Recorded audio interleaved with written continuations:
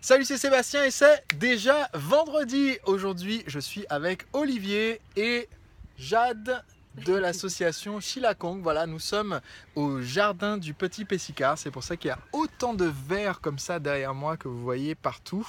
Et nous venons de terminer une journée de consulting pour aider l'association Shilakong à toucher un maximum d'enfants et d'adultes et aider à créer la transformation grâce à la permaculture.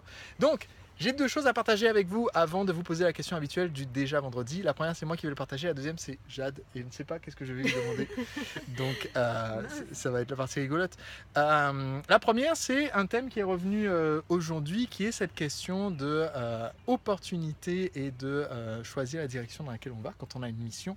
Puisque une des questions qui s'est posée et qui se pose beaucoup pour l'association Shilakong, c'est puisque le but de l'association, c'est d'aider à une transformation du monde et qu'un des outils, c'est ce jardin pédagogique du Petit Pessicard. Alors, je suis assis, donc on ne fait pas la visite.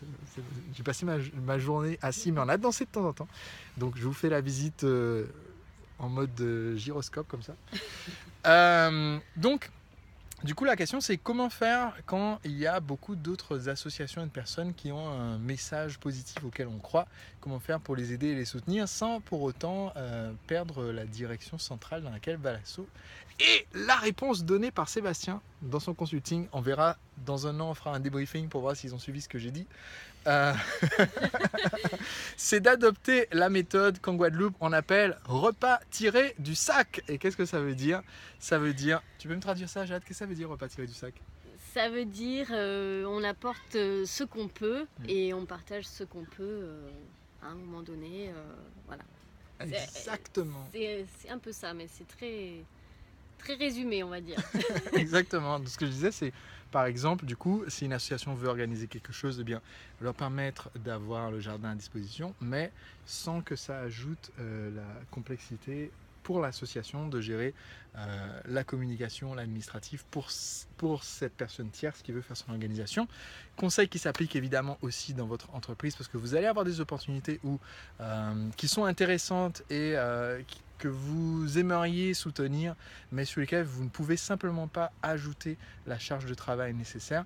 C'est toujours bien de pouvoir proposer des ressources qui sont des ressources entre guillemets passives, c'est-à-dire qui peuvent aider cette personne, cette association, cette entreprise sans vous faire couler. Un exemple, c'est petit souvenir, si vous êtes membre de la formation, ma formation, eh bien, sachez que si vous avez des clients à qui vous voulez offrir des livres, Le secret des entrepreneurs libres, eh bien vous pouvez nous contacter pour qu'on vous aide à avoir un maximum de livres que vous pouvez donner, transmettre à vos clients, à vous, et voilà, sans avoir à les payer au tarif librairie. Donc, petite astuce à connaître. Deuxième message à vous faire passer aujourd'hui, eh bien j'aimerais vous faire découvrir qu'est-ce que c'est que la permaculture. Et c'est pour cela que je vais demander à une experte de nous résumer la permaculture en quelques mots pour que vous puissiez vous aussi en bénéficier. Alors, est-ce que tu peux me dire quelques mots au sujet de la permaculture? Qu'est-ce que c'est?